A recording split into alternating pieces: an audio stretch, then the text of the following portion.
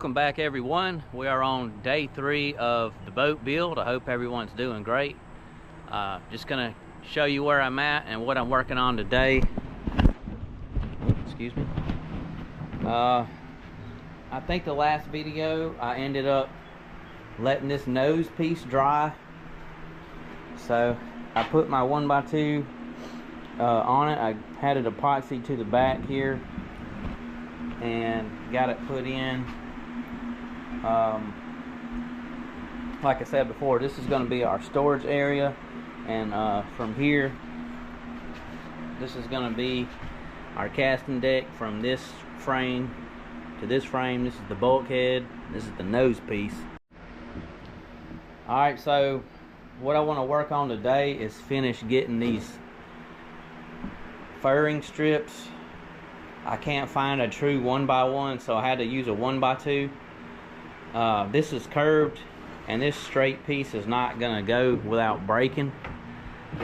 This is a fir strip or cedar strip, I can't remember, but it's not gonna bend in place here. So what we're gonna have to do is cut slits into this about every 1 inch or so. And what that'll do is allow this to bend against the gunnel in the shape of the hull, the boat. So we're gonna have to take this piece off, cut some slits into it, and then epoxy it to the side of the gunnel. Alright, so I got about 29 inches of curve. I need to get this piece of cedar strip to bend.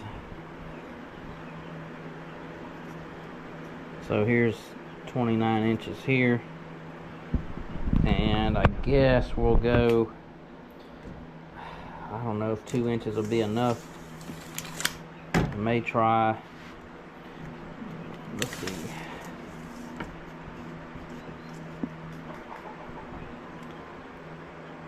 Yeah, I don't know, I might have to, well, let's try every 2 inches, and if that don't get us out, we'll come back and we'll go every inch. I think 2 inches should get us where we want to go.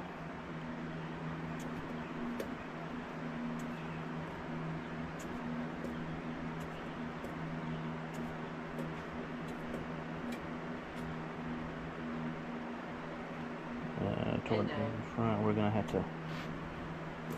take our square. We're gonna mark off every one of these marks so we can try to keep a straight line here. The best thing to do is get a skill saw and just shallow it up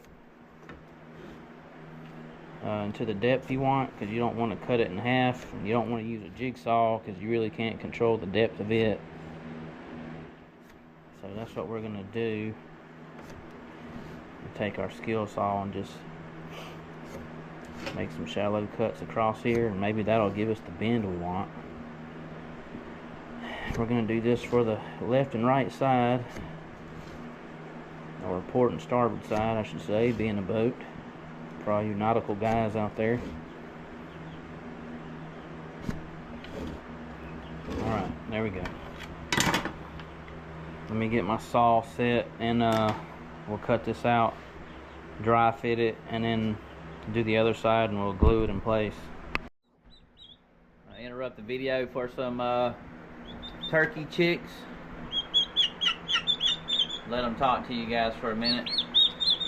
They do not want to be talked over. When you start talking, they get loud. Okay, so we got that piece stripped over down there, and I got this one here stripped over here. Like I said, this will not bend, so you have to cut slits in it every inch or so. And then I epoxied it to the gunnel, and I used screws with fender washers to fasten it to the gunnel. And everywhere you see one of these 1x2s, that's the joist for the floor. So everywhere you see that, this whole thing is going to be decked over. But after we resin the inside, epoxy the inside. We're gonna put foam in here. If you have a boat or vessel which is under 20 feet, you have to have foam in it. And we will have to take this to get a hull identification number from the state of Alabama before we can put an engine on the back of this. So yeah, I'm gonna keep working on these,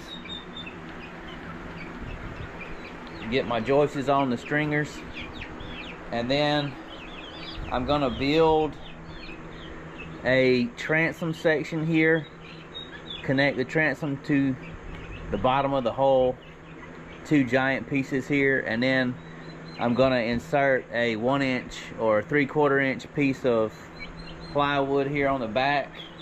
The drawings call for 4 pieces you can glue together of the 1/4 inch plywood, but I think it would be better if we just had 1 solid piece in the middle, sitting in between the 2, I don't know what you want to call that, gussets or supports for the transom, which go here, and that's just kind of to prevent you from ripping the transom off the back of the boat and making it really strong. And on each sides of those you'll have foam also. So I'm gonna get to work on these, and then I'll start cutting out my transom support pieces. Well, hello 5A. I've been waiting on you.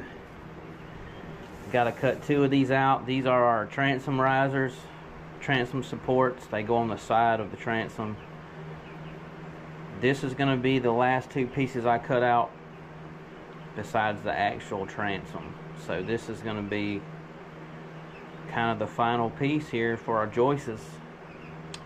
And man, I tell you, I'm about ready to be done with this tracing and cutting. So let's get to it, guys. Let's get this thing traced out, cut out, put in the boat.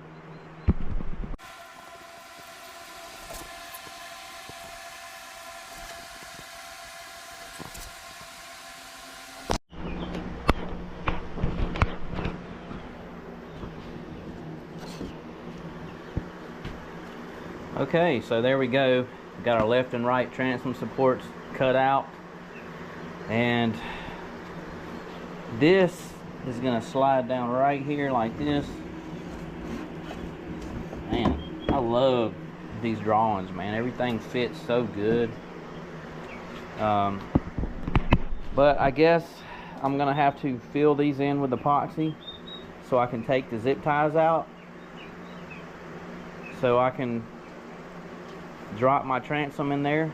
And I haven't decided exactly what I wanted to do for the transom material yet, because I could use plywood and glass it in.